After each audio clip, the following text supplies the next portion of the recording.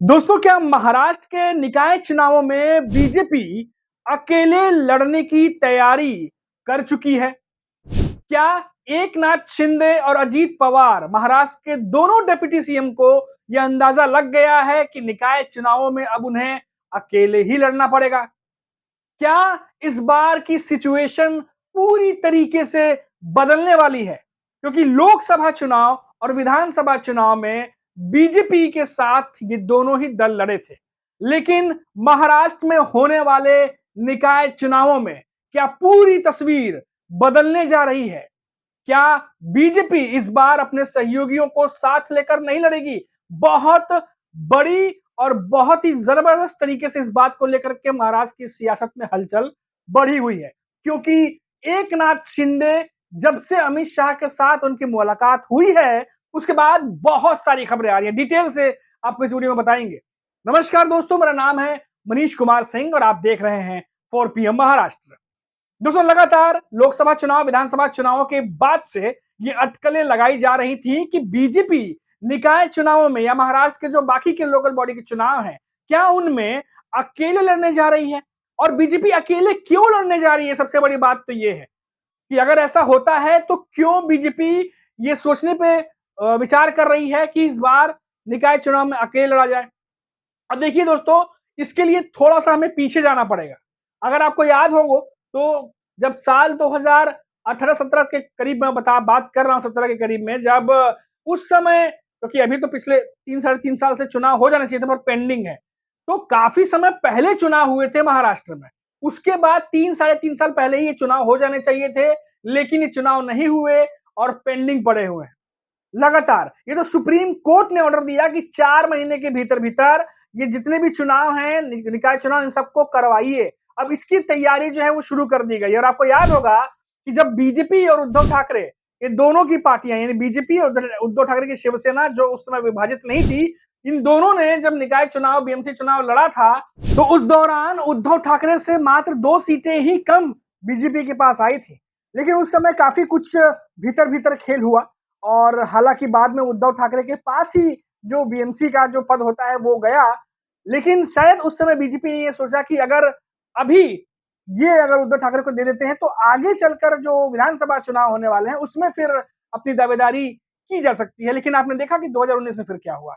जैसे ही बीजेपी ने अपना सीएम बनाया, उद्धव ठाकरे ने समर्थन वापस लिया और फिर उद्धव ठाकरे ने कैसे शरद पवार की एनसीपी और कांग्रेस के साथ मिलकर सरकार बना ली और उसके बाद जो कुछ भी हुआ वो आपको याद है। फिर शिवसेना 2 हिस्सों में टूटी, एकनाथ शिंदे कई सारे विधायकों के साथ में और पार्षदों के साथ में बीजेपी के साथ चले आए। उसके बाद फिर उद्धव ठाकरे ने फिर से लोकसभा चुनाव में अपना लोहा मनवाया, लेकिन विधानसभा चुनाव आते आते फिर से एक बार महायुति जो है वो महाविकास अघाड़ी पे भारी पड़ गई। दूसरी तरफ शरद पवार की एनसीपी भी 2 हिस्सों में टूटी। अब दोस्तों, यहां पर सवाल ये पैदा होता है कि ये सब कुछ करने के बाद लोकसभा चुनाव जो है वो, हालांकि बीजेपी को नुकसान हुआ उसमें, लेकिन विधानसभा चुनाव आते आते, चाहे स्कीम्स हो, लाडली बहन हो, कुछ भी करके वापस विधानसभा चुनाव में महायुति ने बढ़त बनाई। लेकिन अब जो महाराष्ट्र के चुनाव है, जो निकाय चुनाव है, उसमें बीजेपी क्यों अकेले उतरने की रणनीति पर काम कर रही है, जिसका जो सवाल मैंने शुरू में पूछा था। अब देखिए दोस्तों, विधानसभा चुनाव के बाद खासतौर से देखा गया, लोकसभा चुनाव से विधानसभा चुनाव तक ये देखा गया कि सीट बंटवारे को लेकर के बहुत ज्यादा खींचतान हुई महायुति के भीतर।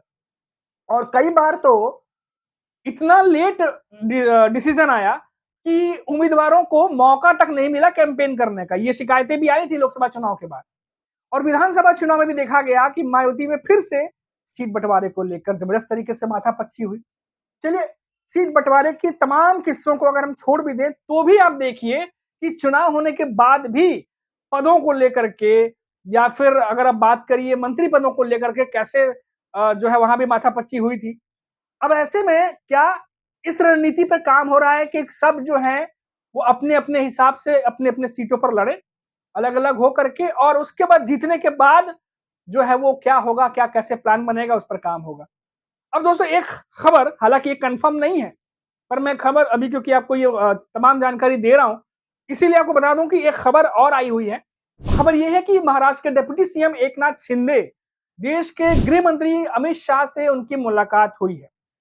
और जो रिपोर्ट्स जो खबर निकल के सामने आ रही है कि मुंबई में खासतौर से अगर हम बात करें तो 227 में से 107 जो है 107 सीटें जो है वो एकनाथ शिंदे मांग रहे हैं, यानी करीब करीब आधी सीट जो है वो एकनाथ शिंदे चाहते हैं कि उन्हें दे दी जाए। अब ऐसे में बीजेपी क्या ये बात मान लेगी? विधानसभा चुनाव में भी आपने देखा था कि कैसे 288 सीटों पर किस तरीके से तीनों पार्टियों के बीच में खींचतान मची थी और बताया जा रहा था कि जो एकनाथ शिंदे हैं वो 100 सीटों पर जो है अपनी बात कह करके वो अड़े हुए थे। लेकिन कैसे-कैसे बाद में आप देखें कि कैसे बीजेपी 150 सीटों पर लड़ी, एकनाथ शिंदे की सीटें घटाई गई, अजित पवार की सीटें घटाई गई। अजित पवार की एनसीपी भी आपको याद होगा 90 सीटें की डिमांड कर रही थी। तो ये तमाम चीजें अब हो चुकी हैं। अब बीजेपी के अपने हिसाब से जो-जो उन्होंने सेट किया था वो हो चुका है।